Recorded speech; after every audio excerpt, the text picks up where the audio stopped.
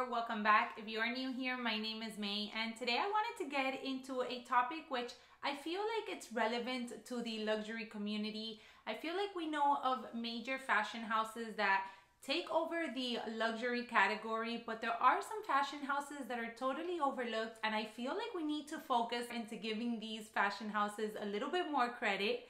So I wanted to mention 3 that I am currently eyeing at the moment and that I think you guys should also take some time in discovering some of their pieces as well. Before I jump into the video, if you like talking about handbags, are looking for a little bit of fashion inspiration, and like watching a couple of travel vlogs from time to time, I would love for you to consider subscribing down below.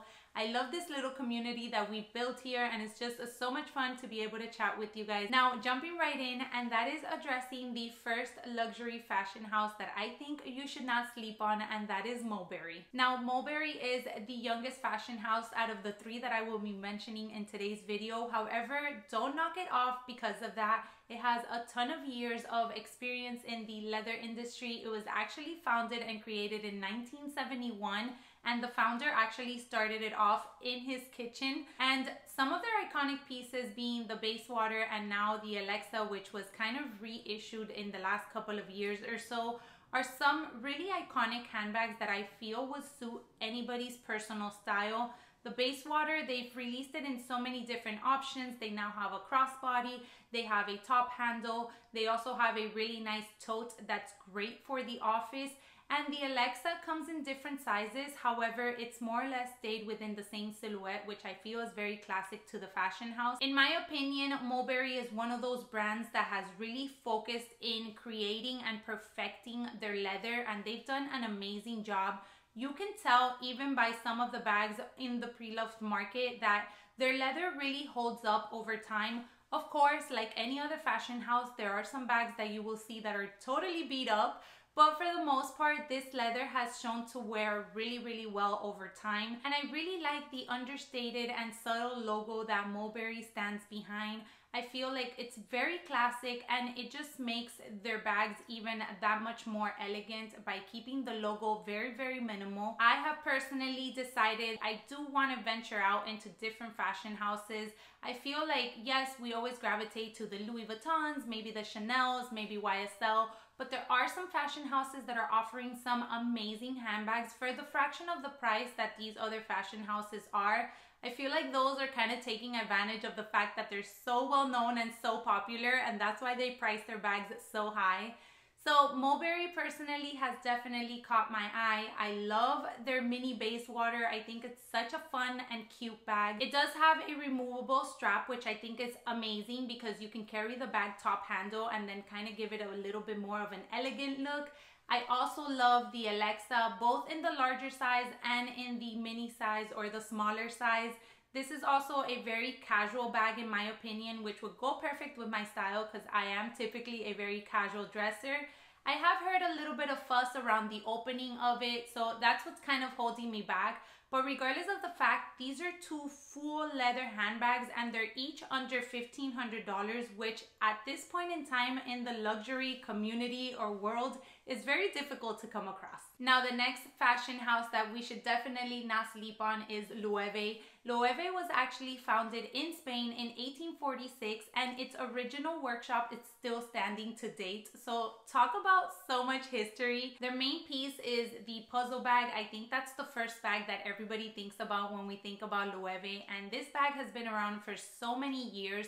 They've brought it out in different styles. They have released it in various prints, but you can't go wrong with a classic full leather Loewe puzzle bag piece. I personally love the new line that they released. It is called the Edge, if I'm not mistaken, and it's very monochromatic. They focus on one color, and the entire bag is more or less that same color. Even the hardware, I think it's super cool yet super chic at the same time. The deep purple, even though it looks kind of blue, and the olive color are absolutely stunning. And the puzzle bag is one of those bags that, just as the Basewater from Mulberry, I feel can be transitioned into different outfits. You have a crossbody strap which you can use to wear casually, but you can also remove that crossbody strap and then carry it top handle. and it is just such a cool bag in my opinion. And even though I have not yet been into a Mulberry boutique, I have walked into Loewe's boutiques a couple of times, and I have to tell you that their customer service has always been so on point. Everybody has always been so friendly, so willing to help. I've been able to try on the bags without feeling like that intimidation that you sometimes get from some of these boutiques. I've been able to play around with some of their small leather goods as well. Now, I do know that there's another style which is called the hammock that is very popular and a lot of people gravitate to. Personally, for me, it wouldn't be one that I would personally add in my collection, but I do feel like you get that unique style and then again, a classic piece from the Loewe fashion house with this handbag. It comes in a ton of beautiful colors as well, and they do also offer a couple of sizes.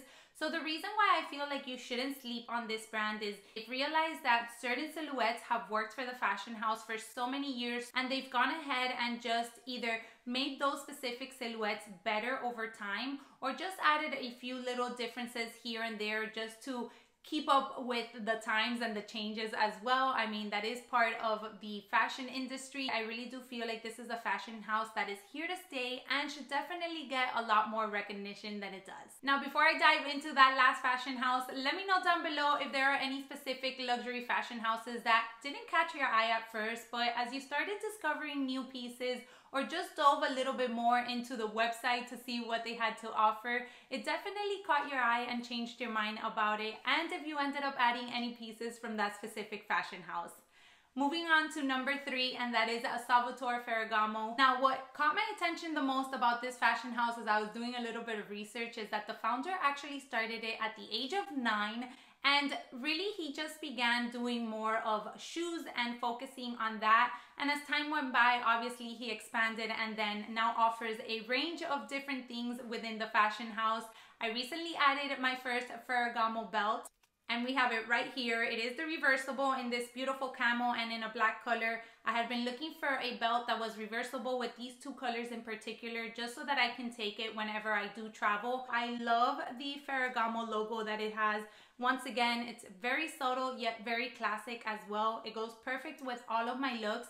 And what I like the most about it is that it doesn't clash if I am wearing something else that has another logo. The leather on this one is smooth leather, so obviously I'll give you guys an updated review once I've used it a couple more times just to see how well the leather holds up.